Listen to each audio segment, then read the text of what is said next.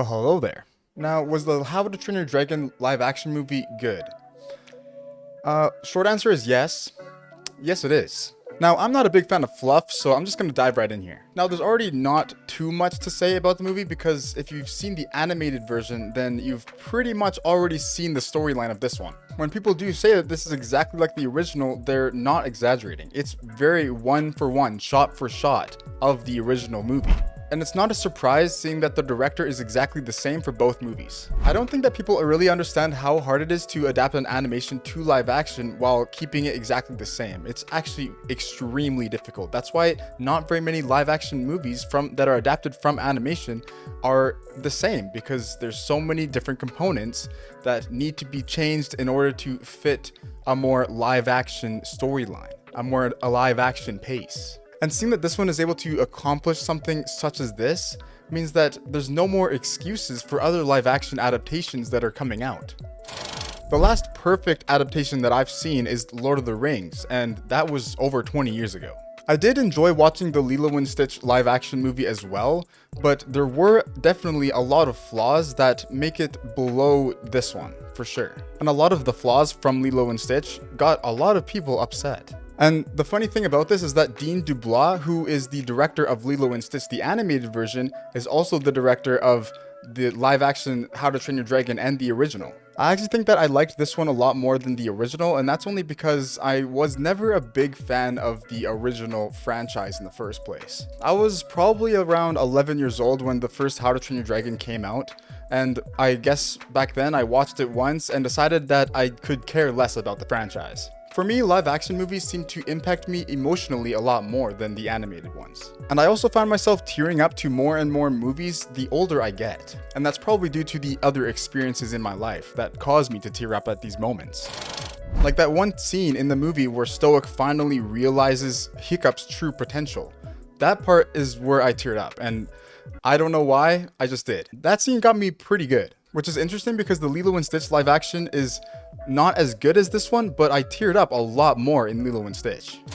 They did add a few lines and a few scenes here and there, but they were so subtle and fit perfectly with the rest of the story. I can't remember if this was portrayed in the original, but there was some sort of mini side plot between Snotlout and his dad, where his dad kind of ignores him the entire film up until the very end, where he finally realizes him when he's smashing the dragon's eyes in.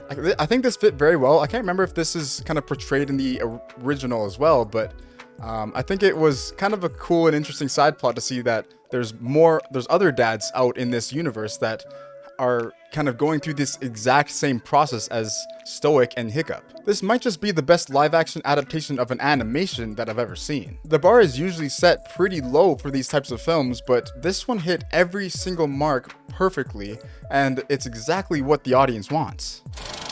Now, I think every character in the film was cast pretty much perfectly. I know that there's been a little bit of controversy between Nico Parker and her role as Astrid, since she doesn't resemble the likeness of Astrid from the animation at all. However, I still think that she did a great job bringing that character to life. I think the biggest reason that they chose her for the role is because to hit Oscars now, to even be nominated to get Oscars, you have to have someone as a role in a secondary character or primary character who is from a non-represented group. So basically, someone in the film has to be from a minority group. And that's just how it is now, and we have to live with that. However, I do still think it's pretty sucky for a lot of different films that don't necessarily need a minority group representation in their movies.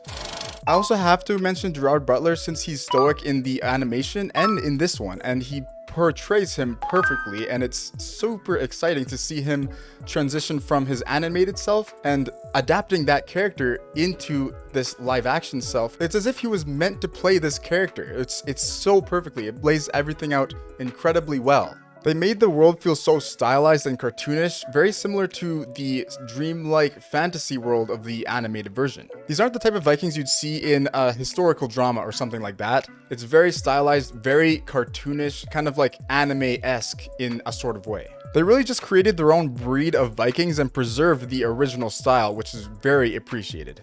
And very hard to do, too. This is also very impressive, especially considering that the budget is lower than the original animated version. The budget for the original was $165 million, and the budget for this one is $150 million. As far as the story goes, the pacing definitely feels slower, but that's typical when you adapt an animation to live action. And there were times where I felt like they could have picked up the pace a little bit more. But it's definitely not a big enough complaint for it to ruin the movie for me. The story is great, but to speak subjectively here, it's not something that I would watch again by myself. And it's probably because it's made for kids. I'm not exactly fitting into their niche, into their core audience here. Throughout the movie, I couldn't help but imagine what this movie would be like if it was rated R. Maybe give it a slightly darker tone, get people's heads chopped off, have people burning alive, getting ripped apart. That would be pretty cool. If that was the case, I would be much more inclined to watch it again. And that's just because I am a gore lover. I love it when they just spew guts onto the screen. I don't know why, it's just entertaining to me. But at the end of the day, I just don't fully align with their core audience, and that's fine. I did enjoy this movie, and I did tear up in it, and I'll probably watch it again with my daughter when she's older. But it's not like I'm gonna put it in my top 4 on Letterboxd or something. Let me know in the comments what you thought of How to Train Your Dragon. Is this one better than the original, or is it still not living up to the hype of the original? I've swapped my thoughts, and if you want to see my thoughts on a Stranger Things theory, then click right up here, and I'll see you on the other side.